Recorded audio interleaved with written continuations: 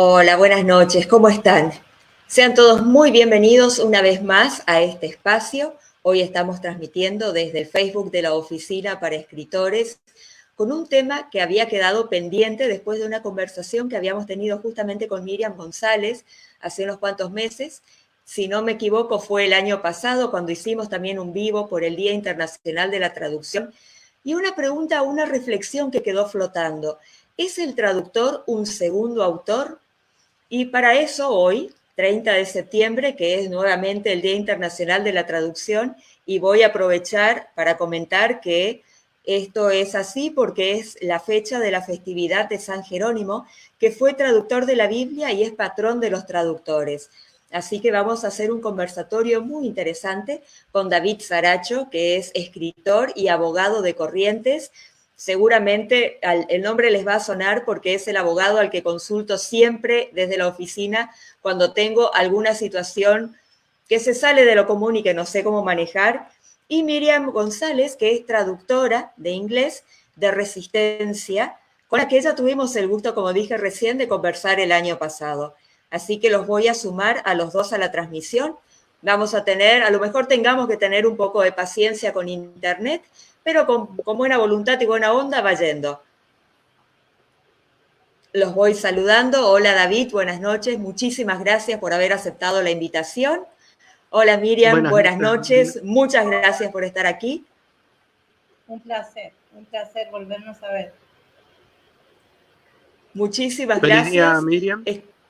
Muchas gracias. Sí, feliz día, mi traductora, la traductora de mis carteles, de mi cartelería, al inglés, todos los que son los carteles de llamaradas, de bufeos, del juego de las máscaras que están en inglés y los comentarios, de los fragmentos de comentarios de escritores que me dejaron generosamente un comentario, valga la redundancia, de mis novelas. Eso está todo hecho por Miriam.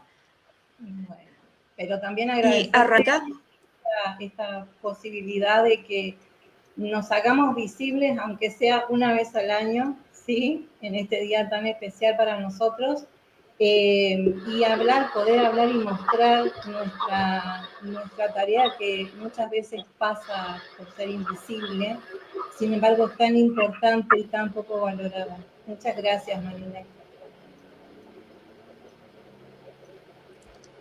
Y eso es un placer, para mí es un placer tenerte, y eso me da pie para una de las preguntas que quería hacer, que era justamente, ¿por qué se dice que el trabajo del traductor es invisible? Porque realmente Porque en ninguna traducción figura el nombre del traductor. Pero sí, hay un trabajo, un esfuerzo inmenso detrás de cada trabajo, porque puedo decirte que no hay trabajos de primera ni de segunda, todos los textos son exactamente iguales en cuanto a importancia. Así que el traductor pone su empeño, su responsabilidad y su esfuerzo en cada uno de ellos.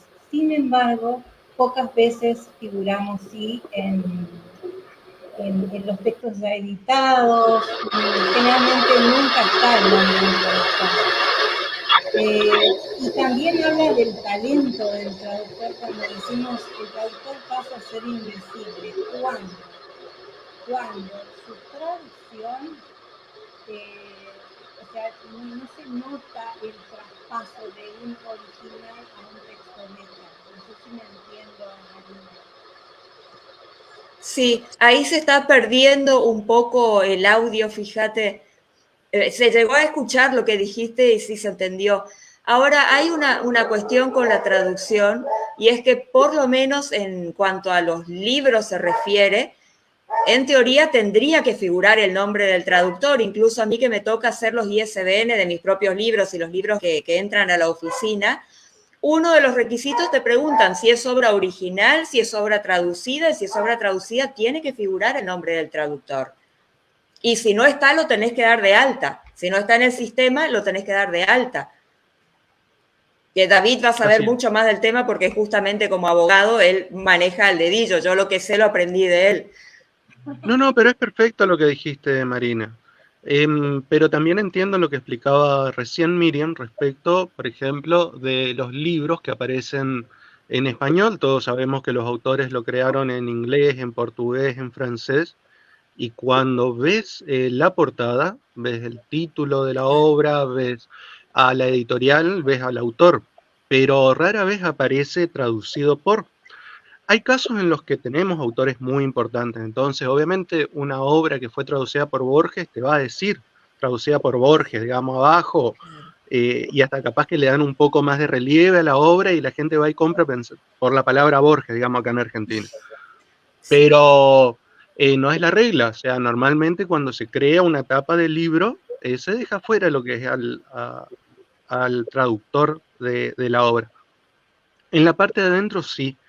Y acá puntualizo dos cosas. En la parte de adentro, cuando uno hace el descargo de derechos, pone el número de ISBN, el tipo de obra en que está registrado, digamos, se pone la editorial, el autor y va el traductor. Normalmente las editoriales tienden a hacer esto, a registrar y a tener control sobre lo que es la parte del traductor, porque también les da derecho, les da restricciones. O sea, un autor inglés que brinda la autorización a una editorial para hacer una traducción normalmente también está brindando una autorización a un traductor para que disponga de su obra en ese idioma. Entonces, si se encuentra alguna otra obra de ese autor norteamericano, francés, portugués, lo que sea, se encuentra en español, el autor puede reclamar el propio traductor, puede reclamar la editorial, pueden retirarlo del mercado. ¿Por qué? Porque hay un acuerdo, hay un contrato, una obligación entre el autor, la editorial y el traductor. Hasta el propio traductor de mano propia puede presentarse, viendo que alguien está haciendo una traducción no autorizada de la obra que él tradujo con la autorización, con el contrato, con la editorial de por medio, y se puede presentar el traductor a reclamar sus derechos.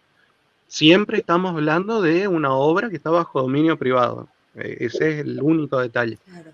Si pasamos a una obra que está en dominio público, estamos hablando de otras reglas. Ahí sí el autor de la traducción tiene control solamente sobre su traducción, pero no se puede presentar en el mercado a reclamar que haya terceras, cuartas traducciones, por ejemplo, al español, qué sé yo, una obra griega, vamos a decirlo así, que todas están en el dominio público, los clásicos griegos. Entonces nadie puede venir a decir, yo soy el traductor de la Eneida en español, quiero que se retiren todas las traducciones de la Eneida que comenzaron a aparecer con posterioridad al registro de mi traducción, porque está en el dominio público. Ese es el detalle. Son situaciones, siempre hay particularidades respecto a algunas obras, si es de carácter universal, si está en el dominio público. A veces se hacen traducciones parciales que no son sujetos de reclamos porque son traducciones parciales, están muy limitados y tienen que ver con investigación o con educación. Entonces ahí podríamos tener pequeñas excepciones. Quería hacer un paréntesis para aquellos que no sepan qué significa que la obra esté en dominio público. Perdón.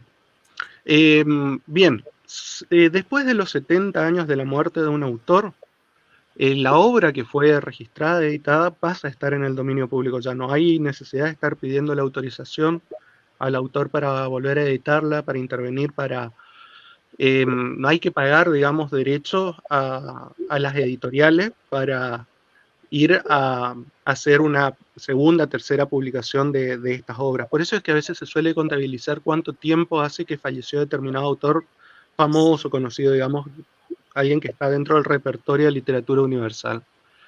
En Argentina el dominio público paga una especie de tasa. Hay países que no la tienen, Argentina utiliza, creo que para el Fondo Nacional de las Artes, pero son tasas que no tienen un carácter de la constitución de una restricción sobre otras ediciones de la misma obra. Volvemos a la Eneida. La Eneida, sí o sí, cuando uno saca una versión va a estar pagando, cuando hace el registro va a estar pagando una pequeña tasa. Pero pueden haber 8 o 9 editoriales sacando sus propias versiones sobre la misma obra. Robin Hood, por ejemplo, vamos es una obra bastante conocida, y siempre vamos a estar encontrando formato tapadura, formato tapa blanda, editoriales que sacan colecciones, editoriales que sacan tomos únicos, ejemplares únicos, pero esa es la característica del dominio público. No está restringido a la autorización del autor, ni de los herederos del autor, porque el límite entre la muerte del autor y los 70 años es el control que tienen los herederos sobre las autorizaciones de la edición de la obra. Hay una situación muy especial respecto de las obras inéditas.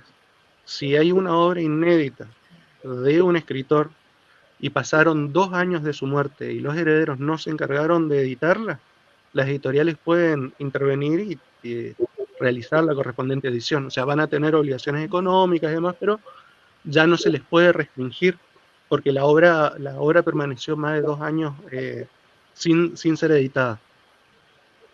Mira qué buen dato, eso no lo sabía. Y esto nos lleva a la que iba la pregunta inicial que había hecho yo. ¿Qué es ser autor de una obra?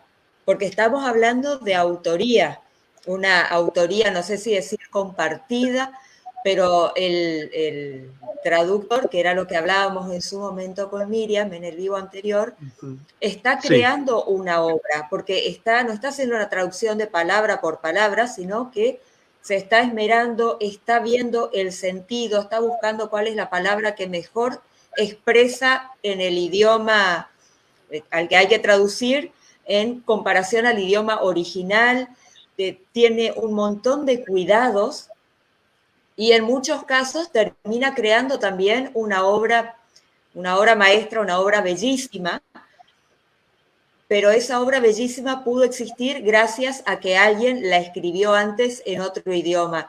Entonces, ¿se puede hablar de una especie de paternidad compartida o cuál sería el punto de partida para decir qué es ser autor, para poder definir roles a partir de eso? Claro, sí. Siempre nosotros tenemos el elemento de creación. Ustedes me dicen para hacer la pausa si quieren agregar algo. Bien. Sí. Hay un elemento de creación en lo que tiene que ver el autor. Nosotros tenemos una situación a veces para firmar los contratos. Cuando me mandan para firmar como escritor, tiene un determinado número de cláusulas que son mucho menores a las que tiene quien firma como autor, porque el escritor puede dedicarse a hacer obras que no son originales, puede reproducir o adaptar, digamos, la difusión de conocimiento, por ejemplo, histórico, científico, conocimiento técnico. Explicar una ecuación matemática no tiene necesariamente una demanda de originalidad en el texto, pero se va a contratar a un escritor para esto. Ahora, si lo que se está contratando es una persona que aporta ideas originales, que tiene creaciones y construcciones propias, ahí vamos a estar hablando de un autor. Y en el caso de los traductores se suele poner el énfasis cuando hay una interpretación. Cuando el traductor lo que realiza es no solamente una traducción literal, digamos, o sea, palabra por palabra conforme a su correspondiente término en el otro idioma, sino cuando hay una interpretación, cuando se utiliza los giros idiomáticos del idioma de origen y después se le hace una versión de los giros idiomáticos del idioma de destino. Y ahí hay un trabajo de autoría. Ahí tiene el traductor un trabajo de autoría. De hecho, la protección a los derechos de los autores tiene estos dos componentes. Uno, el más importante, digamos, es la difusión de las ideas. Nos interesa que existan traductores, que estén protegidos, de que puedan ganar dinero con su actividad, porque nos interesa que ellos traducen, que traen a nuestro idioma ideas que se originaron en otras partes del mundo, digamos. Nos aportaron ideas generadas desde otras comunidades. Podemos tener contacto con esto, podemos tener contacto con el pasado gracias a los traductores, podemos tener contacto con instituciones o con discusiones que están fuera de nuestro propio ámbito gracias a que hay una versión de la traducción que está disponible en un idioma que por ahí no todos manejan. Entonces, ese es el primer elemento. Y el segundo elemento es esto, le haya un esfuerzo para que se comprenda lo que está trayendo el traductor a nuestro idioma. Tiene que haber un componente, digamos, de autoría seguro, seguro. Después discutiremos, por ejemplo, la situación de las poesías. Es muy particular, pero sí, ahí hay, ahí hay otro terreno, digamos. Los poetas siempre suelen Sí. pedir la versión traducida y la capacidad de leer en el idioma original de la obra. En esto que estás diciendo hay un ejemplo muy particular que es muy conocida también, la traducción de 100 años de soledad, no sé si la conocés, Marina, al Sí. inglés, donde García Márquez elige a su traductor, que va a ser Rabasa, el mismo traductor que estuvo trabajando con Julio Cortázar. Es más, lo tiene que esperar 3 años a que disponga de tiempo para poder hacer esa traducción. Y al finalizar, como lee el resultado de esa traducción, y dice García Márquez que le gustó más la traducción que el original. Fíjate. Si no va a ser un autor, si no puede ser un autor, el mismo traductor. Sí, estoy convencida de eso. Sí, me habías comentado esa anécdota, sí. ¿Cuál es el modo más habitual de trabajo del traductor en esta región? En esta región en particular, en el norte de Que nuestro tiene país, sus características, porque habíamos hablado en su momento del costo de la traducción, el tiempo que implica, que no es, te pago lo que sea, lo necesito para mañana, no es una cuestión que se pueda zanjar de esa manera. ¿Cómo se trabaja habitualmente acá? aquí estamos porque no tenemos regional, digamos, que nos integre. Pero tenés razón cuando vos decís no se puede cobrar lo mismo que se cobraría, por ejemplo, en Buenos Aires. Hace poco yo participé de un seminario donde el speaker, el exponente, era de la provincia de Buenos Aires. Y el tema fue herramientas para vivir de la traducción. Y él manejaba unos precios, por ejemplo, te doy un ejemplo, traducción de una partida de nacimiento. Yo te puedo decir que aquí, en el Chaco, yo no puedo cobrar ni el 50% del importe que él dio. Y él enfatizaba en no cobrar menos que lo que estipula el Colegio de Traductores. Pero ellos viven otra realidad, completamente distinta a nuestro mercado. Es así. Y no es que nosotros minimicemos el trabajo, ni seamos deshonestos en competencia, sino que no se puede directamente, y tampoco vas a cobrar por la cara del cliente, o sea, No, porque no es justo. Sí, lo justo. No es justo y te puede traer problemas porque el día de mañana se conocen tus dos clientes y por qué a mí me cobró 50 y a vos 15. Sí. O sea, no, Ahora, hay no una es ético. Que fue una novedad para mí, Marina, y esto también te va a interesar a vos. Habló, por ejemplo, de los precios según el tipo de texto que se traduce. Y realmente me asombré mucho porque habló de la traducción literaria, cuyo costo es muy inferior a un texto científico o un texto técnico. ¿En serio? Y adujo la poca dificultad que tiene el texto. Y yo lo quise corregir porque imagínate que tengamos que decir la ironía de Borges, por ejemplo. Que no te lo va a hacer un traductor automático tampoco, lo vas a hacer. Pero es que no, pero aparte habíamos conversado lo que te costó cuando te pasé unos fragmentos de mis novelas, que yo dije esto no es tan difícil, en realidad yo en mi inocencia, porque dije en mi desconocimiento, porque mi lenguaje es sencillo, no es rebuscado, y vos me dijiste, ¿cómo que no? Si me encontré con esto, esto y esto. Sí, de paso les cuento, porque Marina, por ejemplo, en su novela, ocupa diferentes términos para decir una sola cosa. Por ejemplo, dijiste beba, dijiste criatura, dijiste niña. Bueno, entonces tenés que plantear, a ver, esto, ¿lo unifico? Porque no hay otra forma. Pero eso te lleva tiempo, a veces investigación. Sí, o sea, no puedo decir que el texto literario es menos difícil porque no tiene terminología técnica ni científica, que te diría que podríamos decir que ahí estaríamos con menos dificultad todavía, porque yo tengo fuentes a las que puedo acudir a un experto o en forma práctica al mismo autor del artículo, por ejemplo. Pero y en literatura, cuando vos tenés que transmitir la idea de una metáfora, por ejemplo, o una idea que no está explícita. Así que bueno, para no entrar en discusión, pero no sé. Claro, pero es para pensarlo. Yo tenía entendido que el problema con los textos médicos o científicos y legales es que tienen que ser muy rigurosos. En su momento, traigo un ejemplo más familiar, mi mamá era hija de alemanes de Alemania que huyeron de la Segunda Guerra y vinieron a la Argentina. Estudió en la Goethe-Schule. Entonces manejaba el alemán como si era su lengua materna, digamos, al argentino lo terminó al español, lo terminó de aprender cuando se vino a vivir al Chaco.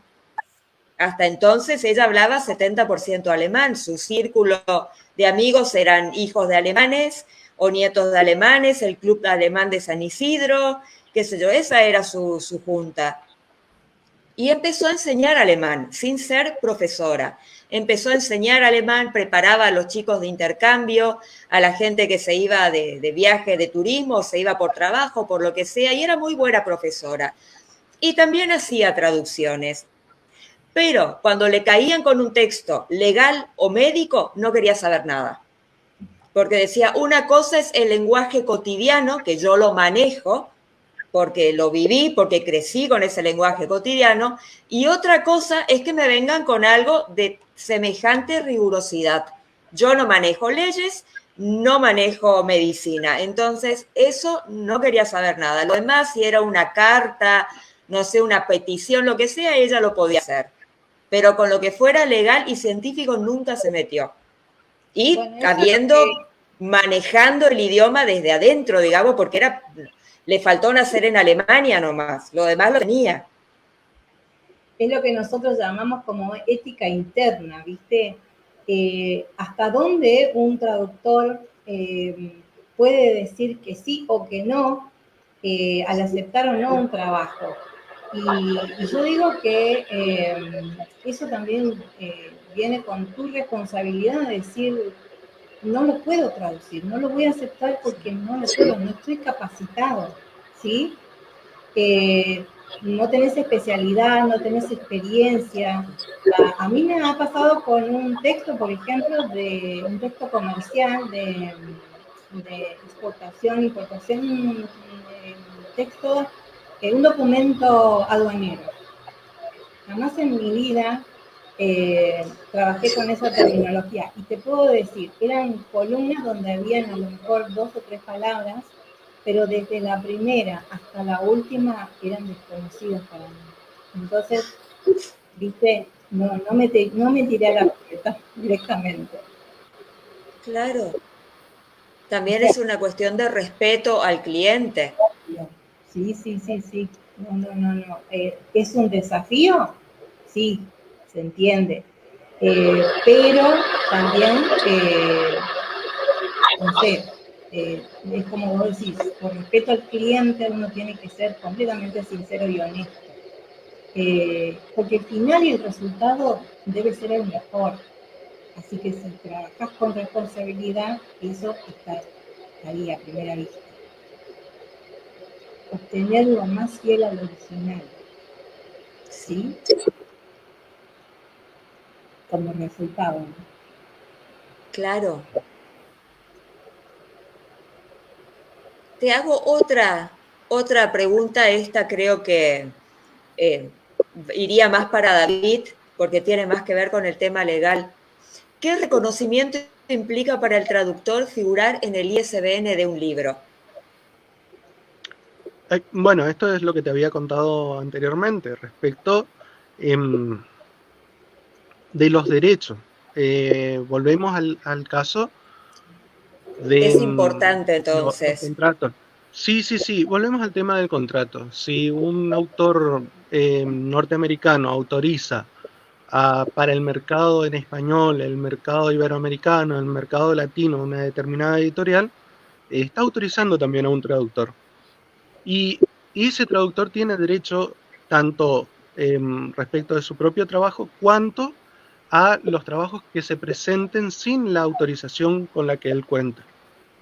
¿Sí? O sea, si Juan está autorizado para hacer la traducción de una obra, digamos, Harry Potter, por ejemplo, y aparece en el mercado otras traducciones de Harry Potter al español que no están involucrados en el acuerdo entre el autor original, bueno, estos son cuestiones de agentes literarios, pero no está involucrado en el acuerdo, no está involucrado en el contrato, entonces van a tener la posibilidad de pedir que esos libros se retiren del mercado. Esa es una de las ventajas, digamos.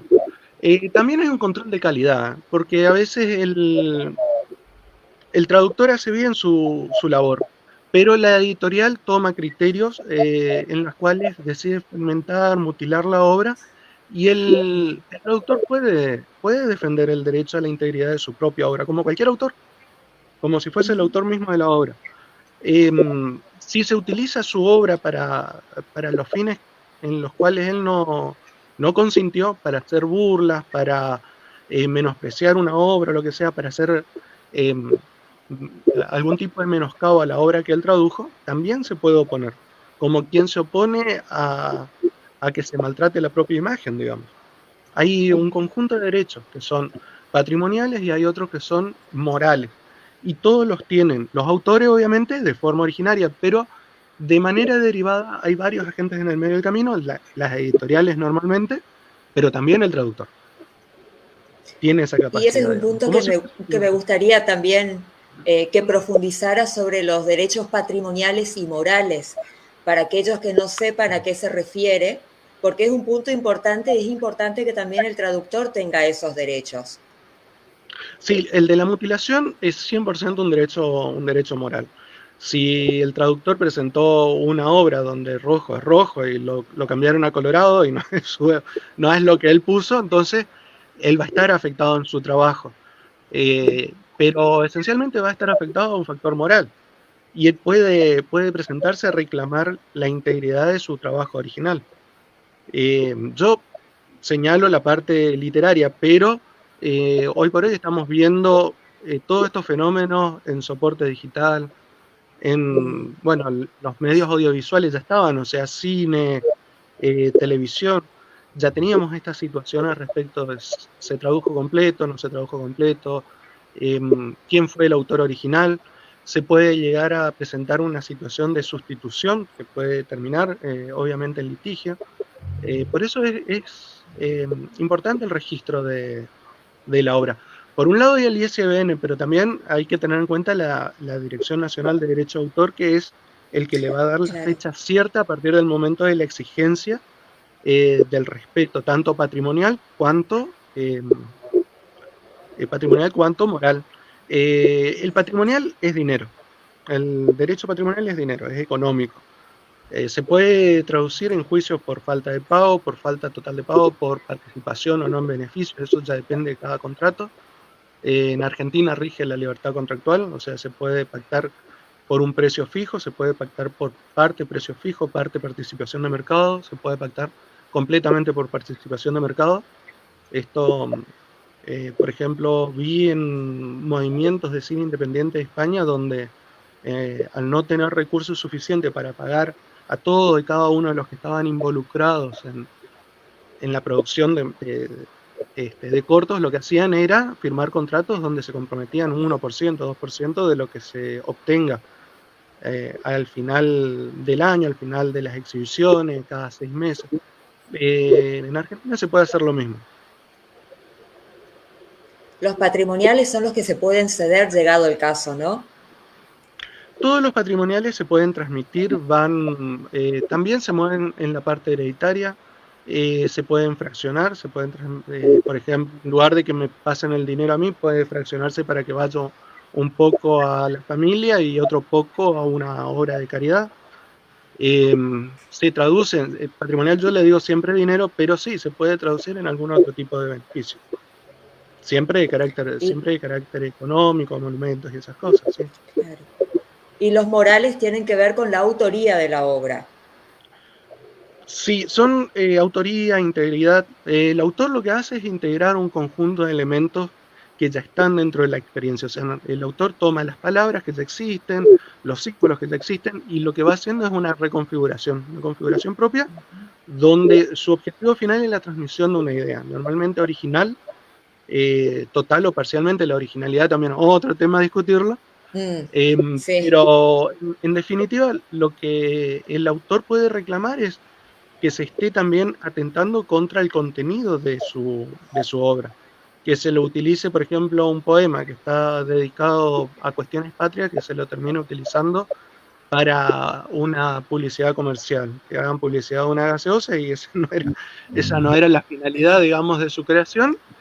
Y sí, puede reclamar la parte patrimonial, pero también puede decir: yo no quiero, haya o no plata, a mí no me interesa, yo no quiero que esta obra que tenía por finalidad de exaltar valores patrios termina exaltando valores comerciales, digamos. Y listo, claro. Y ahí no hay ningún juez que le vaya a negar su derecho a retirar total o parcialmente su obra de semejante proyecto. No sé si llegué a irme muy por las ramas, pero son bastante abarcativos en ese sentido. Se puede traducir también en la forma de presentación, los derechos morales, en la forma en que se presenta una obra. Si no tiene nada que ver la presentación o la difusión, suele haber una suerte de reclamo. Normalmente se arregla extrajudicialmente, pero llegado el caso, sí, se puede judicializar. Si la presentación, la puesta en público, el modo donde se integra, la asociación con otros valores que se integra de una obra que no, el autor no lo había destinado ni para esos fines o no lo había destinado para ese ámbito, lo retira. Cuando hacemos el registro, por ejemplo, el de ISBN, aparecen varios casilleros nos permiten limitar los lugares donde se va a poder comercializar una traducción, por ejemplo, si es solamente Argentina, si es Latinoamérica, si es Hispanoamérica, se puede hacer ese tipo de limitación. También suelen haber limitaciones de carácter de tiempo, acá no las vi tanto, pero puede haber una limitación de tiempo, que se puede utilizar la traducción por 2 años, 10 años, dependiendo del tiempo que se haya pagado. Es mucho más complejo de lo que uno cree a simple vista.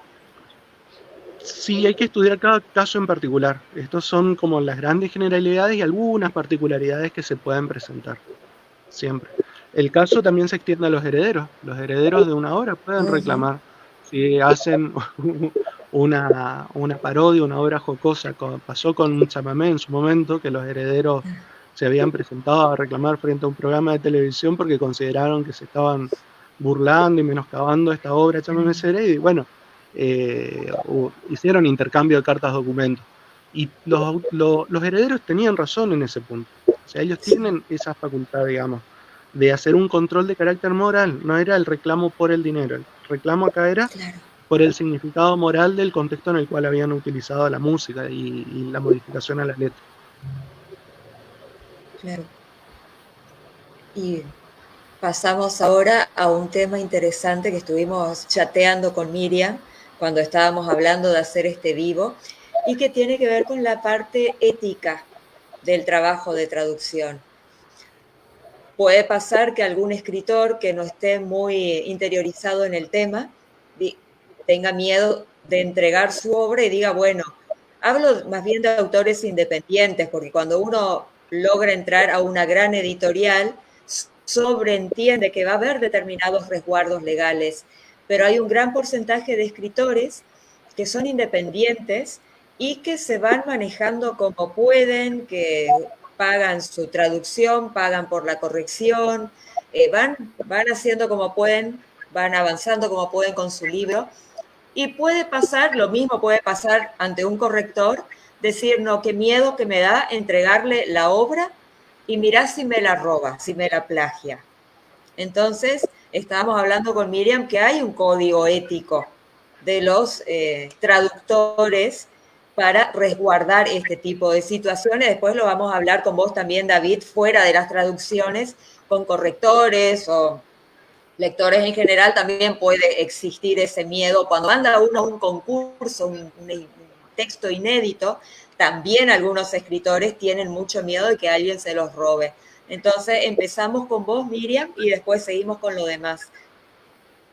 Sí, hemos citado existe un código de ética de sectores públicos de la provincia de Buenos Aires, regionales también, que más allá de que engloben los principios con los que uno como profesional se debe manejar, no te habla específicamente de estos resguardos que vos estás nombrando, sino te marcan nada más que el proceder como profesional dentro de la traducción.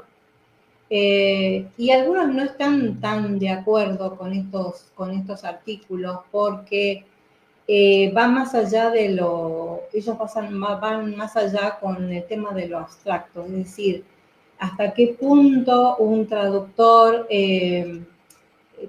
puede conseguir una guía en el momento de decidir si hago esta traducción o no la hago, por ejemplo.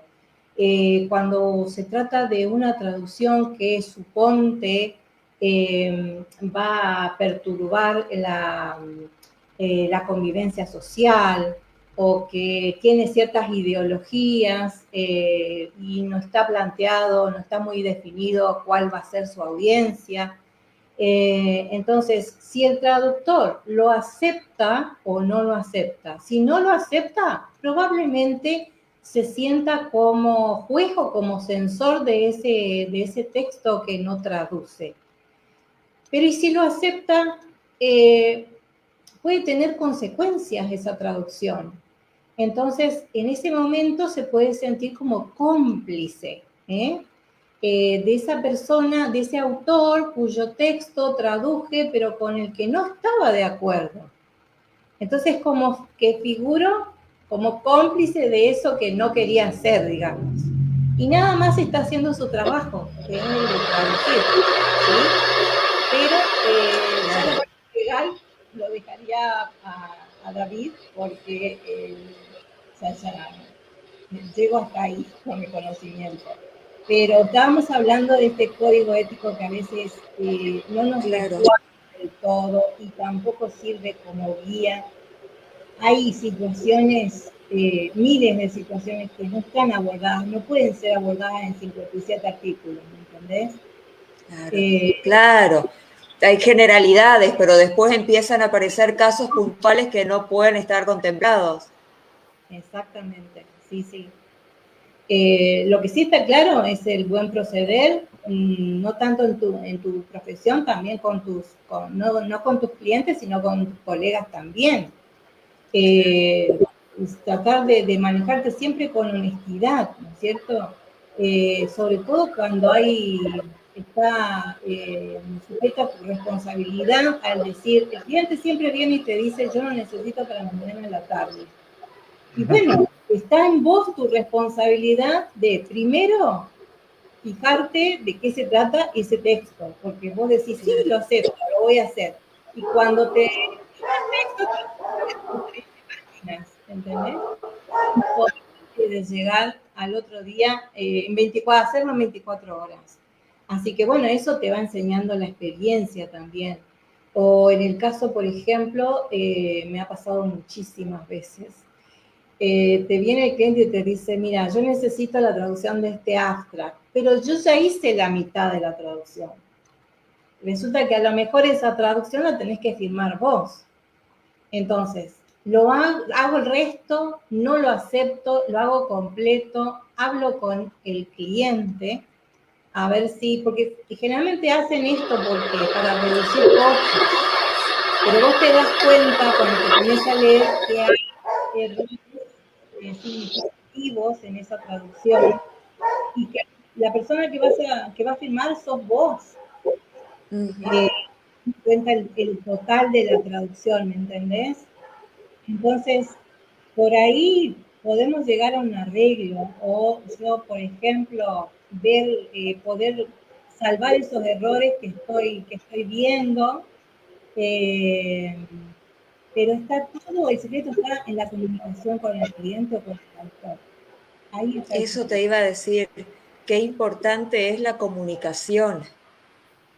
Lo que pasa es que a veces no podemos, o no tenemos llegada al autor. Bueno, en ese caso, o sea, es decisión del traductor si lo hace o no lo hace.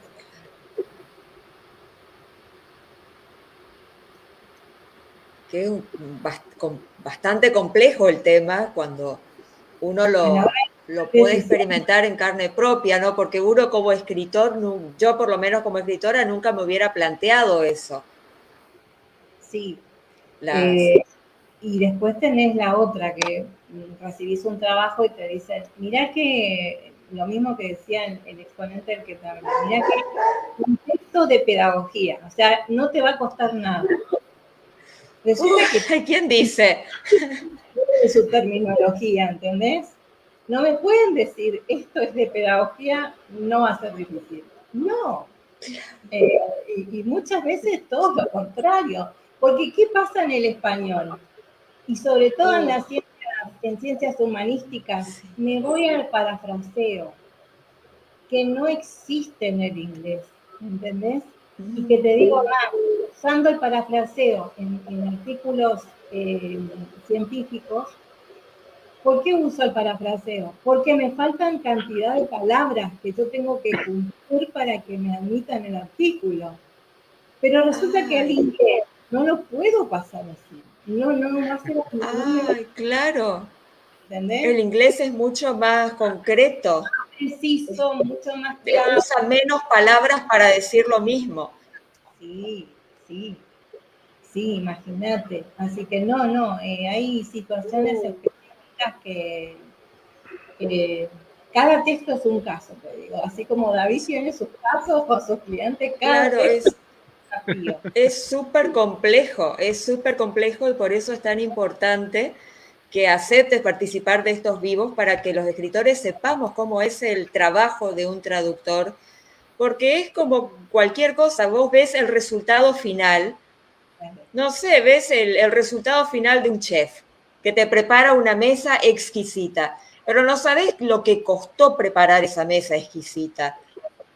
Y lo mismo con todo, vos ves un médico por ahí tiene más prensa porque hay series, hay películas sobre médicos, pero te entrega el paciente sano, le salvó la vida, está sano, perfecto, completo, y vos desconocés lo que hubo, el proceso que hubo detrás para llegar a ese resultado.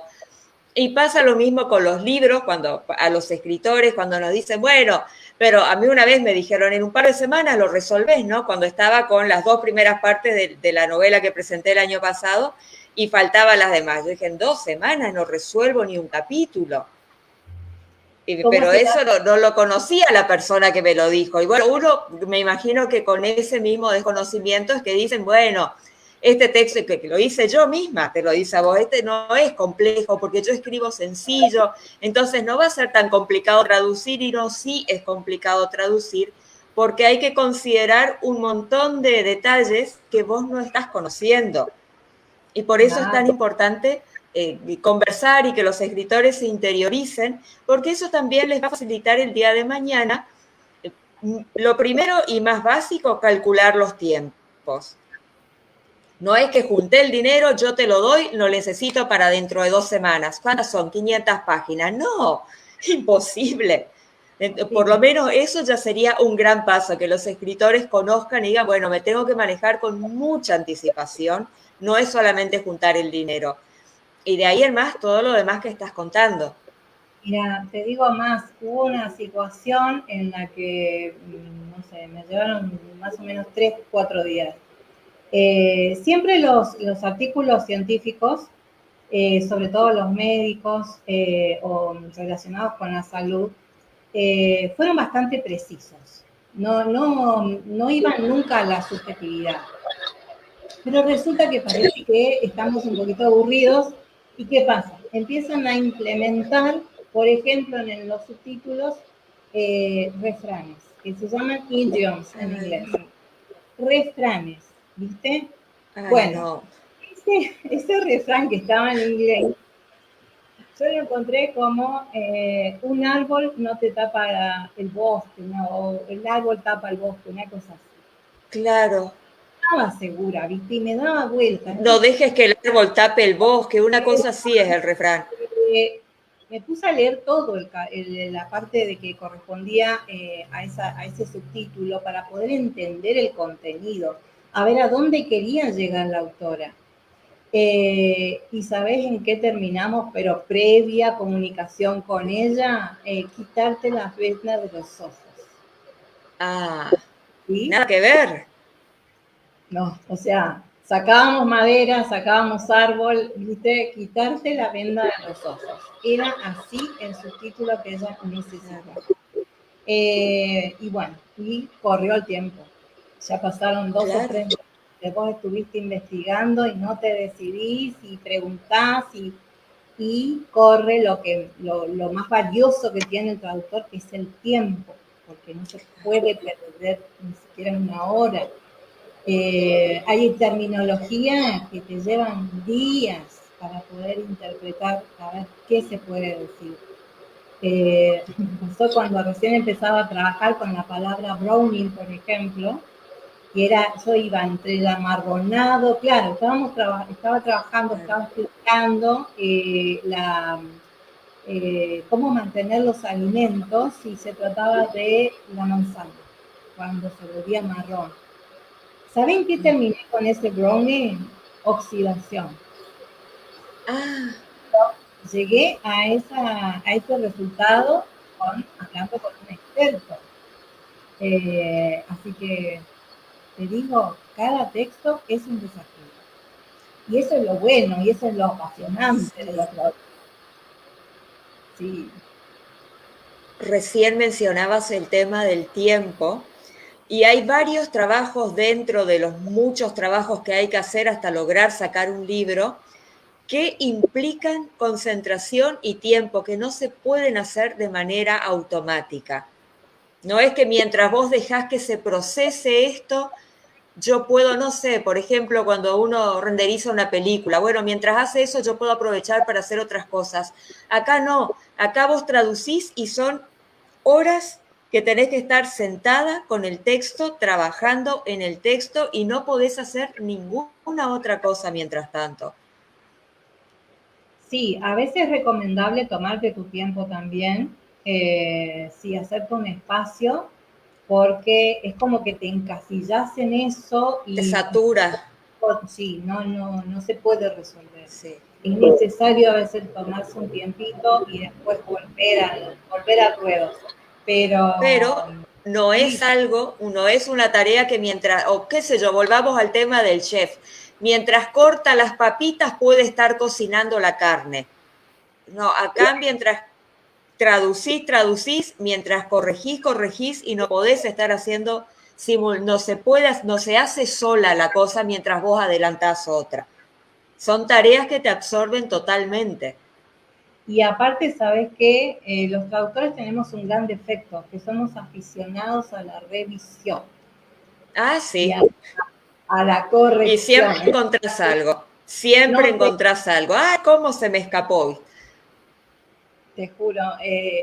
No podés poner el alimento en el plato, ¿viste? No ves la terminación. Así que no, tenés que cerrar los ojos y decir, no, claro.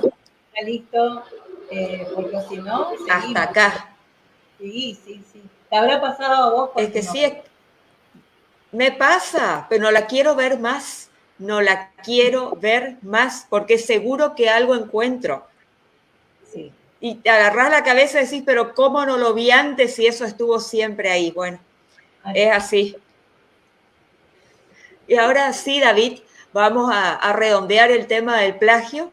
Miriam ya habló del punto de vista de la traducción, pero ahora desde el punto de vista de lo legal y como escritor, a esos escritores que se están manejando por cuenta propia y dicen, bueno, tengo la oportunidad de hacerlo traducir, pero me da miedo que me lo robe o que me robe la idea, o quiero participar en un concurso, pero me da miedo que me lo roben porque todavía está inédito. Hay herramientas para protegerse contra eso. Sí, siempre, siempre. O sea, vos tenés herramientas que te brindan los estados y hoy por hoy tenés herramientas que te brindan, digamos, los que son los avances digitales. Pero, por ejemplo, yendo al caso puntual de las traducciones, me habían planteado hace como 5 o 6 años el tema de quién es plagiado. Si alguien copia una obra que se tradujo al español, el que lo copió habla español, no conoce la obra original en francés, portugués, lo que sea, no lo conoce. Entonces, no es que copió o plagió al traductor. En este caso lo que hizo fue el plagio tradicional al autor. No al traductor, sino al autor. El traductor tiene una situación que es la protección respecto de las versiones que circulan en ese idioma de la obra, directamente. Es cierto que puede decir, no le roben su trabajo, puntualmente. Pero es que las traducciones pueden tener similitudes.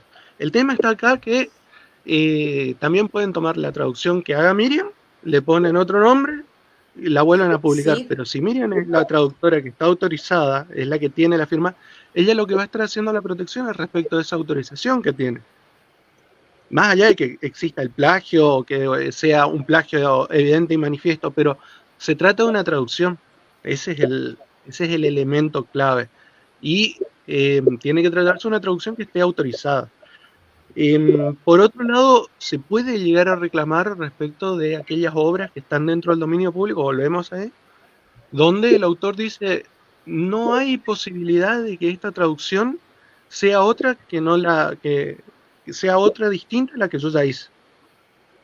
Por la especificidad del idioma, los conocimientos técnicos, por la utilización del lenguaje, por la interpretación que hizo, por la selección de palabras.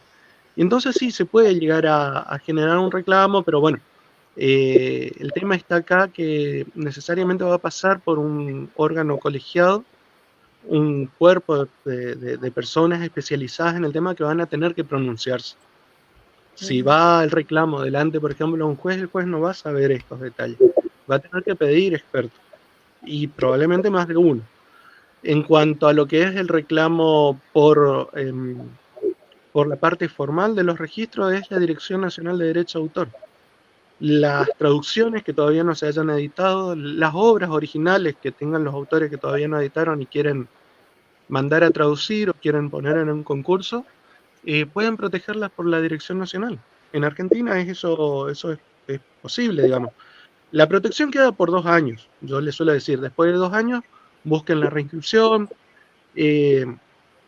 averigüen cómo está su trámite. Hoy creo que tenemos el trámite a distancia, digamos.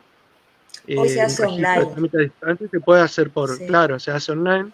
Lo que se hace por correo postal es el envío de la obra, el envío final, pero el trámite y todos los pagos, todo se puede, claro, todo lo demás se hace de manera online. Es más, te piden que sea online a partir del 2020, que ya no vayas presencialmente. Claro, inclusive está la disponibilidad de mandar un disco, digamos, de mandar un CD. Había por lo menos esa opción. Claro, puede ser CD, puede ser un pendrive, el papel, impreso en papel, te dan varias opciones. Sí, yo suelo recomendar el papel porque este es una herramienta de cotejo.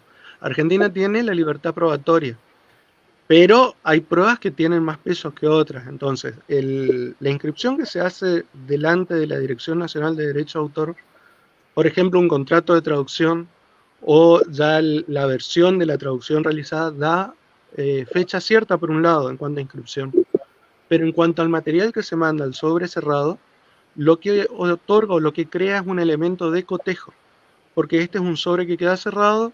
Si hay juicio, se pide este sobre para que llegue a manos del juez, se abre el sobre, digamos, se rompe el lacre, se hace una formalidad y ahí se hace el cotejo entre lo que el organismo, el Estado mandó y dijo, digamos que tuvo su deber de custodia y que eso nunca se abrió, nunca se modificó y así cerrado llega para la comparación y se toma la obra que está acusada, la obra original, la obra de cotejo, la obra acusada y ahí se realiza, digamos, las comparaciones.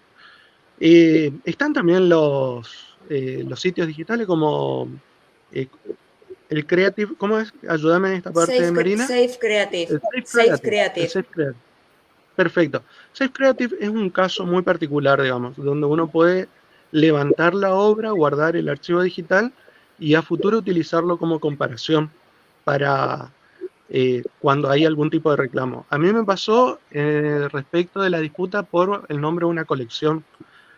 Si yo lo hubiese tenido que invocar desde el registro que tenía en Argentina, iba a ser muy complicado. Yo lo que hice fue un reclamo, sostener, digamos, el reclamo delante de Amazon, y ellos utilizaron el número de registro y la información de cotejo que estaba en Safe Creative, en ese caso puntual. Y entonces me permitieron preservar lo que es el título y el dominio de una colección. Si hubiese tenido que hacerlo de Argentina, iba a ser más engorroso, más lento, y probablemente no iba a cumplir con los tiempos que pedía Amazon, en ese caso. Y ahí están las situaciones en las cuales uno tiene herramientas como para proteger. Depende mucho del lugar donde se realiza, el lugar donde están circulando las obras, porque por ahí lo proteges en Argentina, pero lo terminas haciendo circular en otro país, digamos. Entonces te conviene proteger en ese país o en algún tipo de ámbito internacional. Safe Creative lo invocaba porque es uno de los sitios que yo ocupo, pero creo que llamamos arriba de los 10, 12 sitios similares que tienen estas posibilidades, digamos, y que se pueden invocar.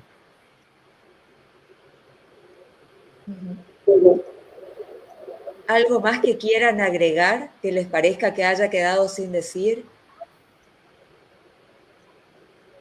El título que habíamos hablado en su momento para las publicaciones de los libros, las portadas, la posibilidad que tiene el traductor de pedir su nombre incorporado dentro de lo que es la difusión o la presentación de una obra, eso se puede pactar, se puede acordar, es jurídico, tienen el derecho los traductores a pedir la incorporación de su nombre, por ejemplo, en la tapa de los libros. Que yo sé que están luchando en muchos ámbitos, en muchas áreas, como para que eso sea obligatorio.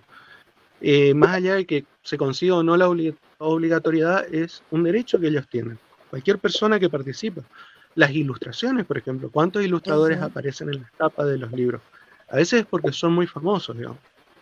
Y forman parte de lo que es el elemento comercial de una editorial. Tener nombres que llaman a la compra con su simple aparición. Pero, ¿y el resto? Si quieren figurar, si quieren aparecer, es una parte de la biografía del profesional. Sí. Me pregunto, a lo mejor las editoriales no lo hacen para no confundir a los lectores con tantos nombres en portada. Sí, sobrecarga. Me pregunto, ¿podrá ser por eso? Los diseñadores te dicen que cuanto más nombres tengas que poner en una portada, más lo estás sobrecargando, cuesta mantener el diseño. O sea, hay nombres, por ejemplo, que reciben diseños propios. Si bien hay autores que aparecen en casi un cuarto de la tapa el nombre, digamos, a veces se les dan diseños, se les dan cierta identidad a los autores. Pero hay que comenzar a agregar. Ahí también tendría que entrar en juego el ingenio del diseñador gráfico de decir, bueno, ¿cómo integro todos estos elementos? Que quede claro quién es el autor, pero darle también participación a los demás responsables de la obra. Si hay ilustradores, si hay fotógrafos, si hay traductores, que tengan también su espacio, ¿no? Sí. Las obras se están volviendo complicadas, o sea, las producciones de libros, de libros digitales, por ejemplo, se vuelven cada vez más complejas. En realidad, el lugar donde se ve el grado de trabajo en equipo aparece más que nada, por ejemplo, con los creadores de contenidos en YouTube, vamos a poner un ejemplo, donde se arman cuerpos completos de investigadores, el narrador, el guionista, el que hace el diseño, el que pone las animaciones. O sea, estamos viendo que hay todo un incremento de la complejidad en la producción de contenido. La producción de contenido es la clave. Y esto se traduce también en libros digitales, en los diseños, quién le da este formato digital para que se enlace, por ejemplo, el índice que vos presionás y te mande al respectivo capítulo, el tipo de diseño que tienen las páginas para que se lean más o de forma más llamativa, que cansen menos dentro de una tablet o dentro de un Kindle. Y ahí ya tenemos un conjunto de trabajadores que antes no estaban. Y pueden comenzar a pedir su espacio. O sea, está el autor, perfecto. El traductor, divino. Viene el ilustrador, bien. Hay también alguien que hace el diseño de la página web, el que hace el diseño digital, el que y aumenta el número de personas involucradas en el trabajo, aumenta. Viene la inteligencia artificial. Toda esta gente. Bueno, pero se está discutiendo. Vos sabés que ese es un tema, sería un tema bárbaro para otro vivo, porque es un tema apasionante y complejo. Se está discutiendo si cuando uno escribe un libro con inteligencia artificial, tiene que declarar que lo escribió una inteligencia artificial, porque esa inteligencia artificial está alimentada con un montón, con un montón de obras. En teoría, con obras que ya tienen dominio público, pero en realidad, aparentemente, están alimentadas con cualquier obra que haya estado circulando por Internet hasta 2019. Entonces, es una discusión actual que si el libro lo hizo una inteligencia artificial, hay que decir, ¿lo decimos o no lo decimos? ¿Y qué implica decir y qué implica no decirlo?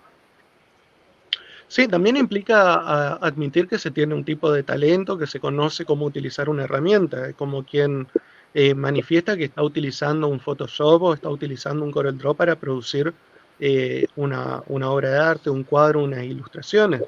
Quienes utilizan para las ilustraciones de las revistas, por ejemplo, el Photoshop, que tuvo también su década de discusión. El hecho de decir si una obra estuvo o no editada con Photoshop, si hay o no editores detrás de esto, si hay artistas plásticos, es más o menos la misma situación. Pero por otro lado, la forma en que se le está entrenando a la inteligencia artificial no es tan distinta de la forma en que nosotros aprendemos a escribir. Aprendemos a escribir y vamos desarrollando el talento del autor a medida que vamos incorporando las destrezas de un lector. Vamos incorporando obra, vamos aprendiendo con el ejemplo de otros autores. Y no digo que se imite a otros autores cuando se hace una obra literaria, aunque hay talleres que lo promueven. Hay talleres literarios que dicen, empecé imitando a, elegí tu autor favorito, imitalo, comencé a escribir como si fuese él. Y estamos delante de la misma situación, pero que lo hace una inteligencia artificial. Y el problema más que nada viene con el hecho de la protección. Estados Unidos sacó una resolución retrotrayéndose a una protección que había otorgado a una historieta que fue producida con inteligencia artificial. No implica que la historieta salga de circulación ni que la historieta esté prohibida. Lo que implica acá es que esta persona que editó la historieta, que aparece como la autora, no puede ir a reclamarle absolutamente a nadie si siente que su obra fue plagiada. Si siente que le copiaron algo de esa historieta, el derecho norteamericano dijo, yo no te voy a otorgar la protección de un derecho de autor, pero la historieta está circulando, es un ejemplo. Digamos. Claro. No acreditaste suficientemente la condición de originalidad que emanó de tu persona. Claro. Ese es el tema de la protección.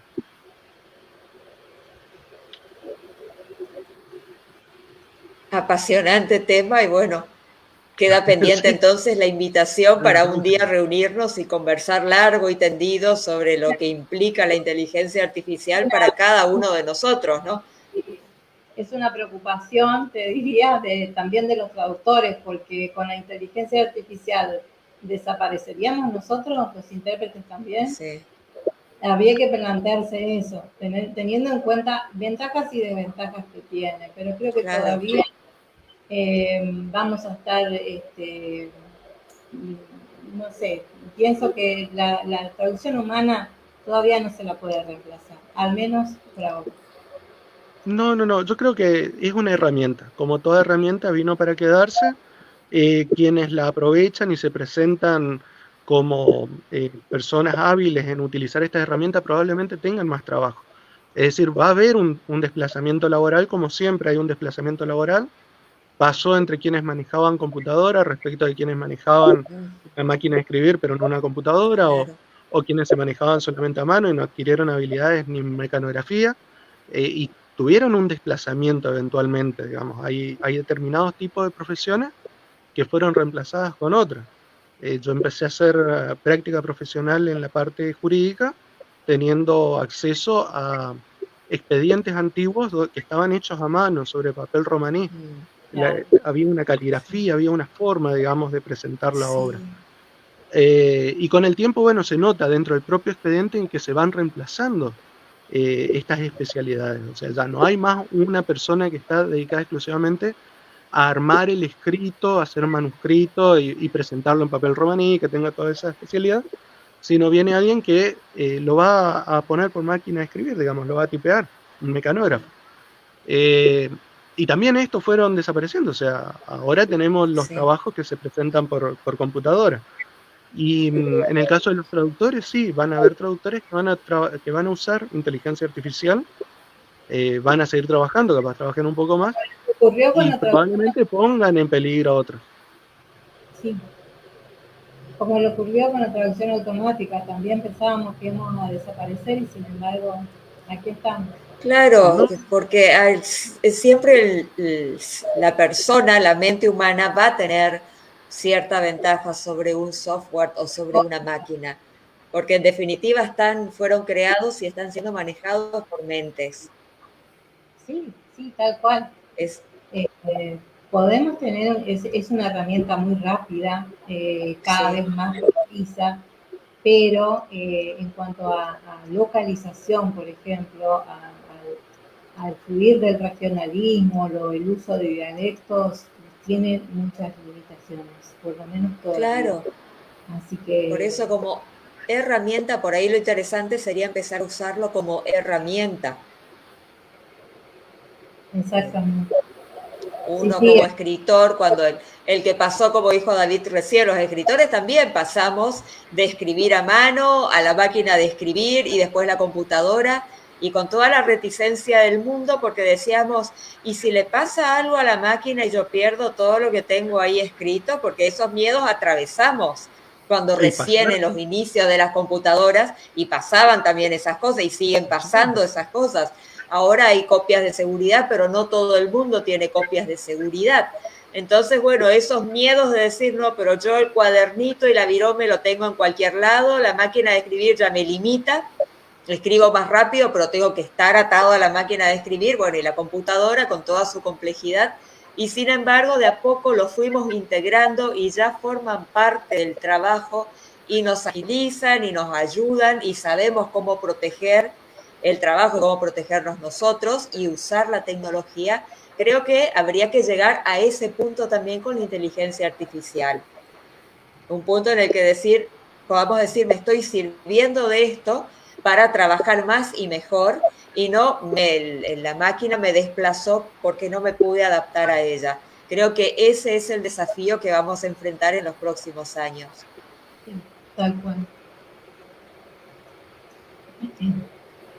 No sé si quieren agregar algo más. La verdad, un placer, como siempre, Marina, conversar con vos. Un gusto, Miriam. Yo, por mi parte, no tengo más nada que agregar. Si quieren consultar, preguntar algo, a disposición ahora o a futuro. Tienen mis contactos, está siempre disponible el correo electrónico. Y la verdad, un placer la conversación. Muchísimas gracias, David. Miriam. Lo mismo que David. La verdad que me completó muchísimas lagunas que tenía David. Muchas gracias, porque la verdad no estaban conociendo de tanta información legal. Así que, no, Marina, te agradezco esta posibilidad nuevamente, como siempre, muy predispuesta, un tesoro. Muchísimas gracias a los dos. Y bueno, queda pendiente más adelante hacer otro vivo, seguir conversando estos temas para conocer estos detrás de escena y los desafíos que se nos vienen y cómo los podemos abordar y aprovechar en nuestro propio beneficio. Me despido por ahora, que tengan un lindo fin de semana, David, Miriam, y vamos a seguir en contacto. Yo voy a poner, si ustedes me autorizan, voy a poner sus correos o sus contactos en la descripción del video, por si alguien quiere consultarlos o acercarse de alguna manera. Y bueno, yo me despido a todos los que nos escucharon durante el vivo y los que nos van a escuchar, porque este video queda publicado en Facebook. Lo voy a subir también a YouTube y desde ahí lo voy a compartir al resto de mis redes sociales. Así que si alguien nos ve más adelante, bueno, le agradezco también que se haya tomado su tiempo. Y me despido hasta muy pronto, porque vamos a tener una seguidilla de vivos en lo que queda del año. Me despido hasta muy pronto. Que tengan un muy buen fin de semana. Chau, chau, y muchas gracias de nuevo. Hasta luego. Besito. Chao, chao. Chau, chau.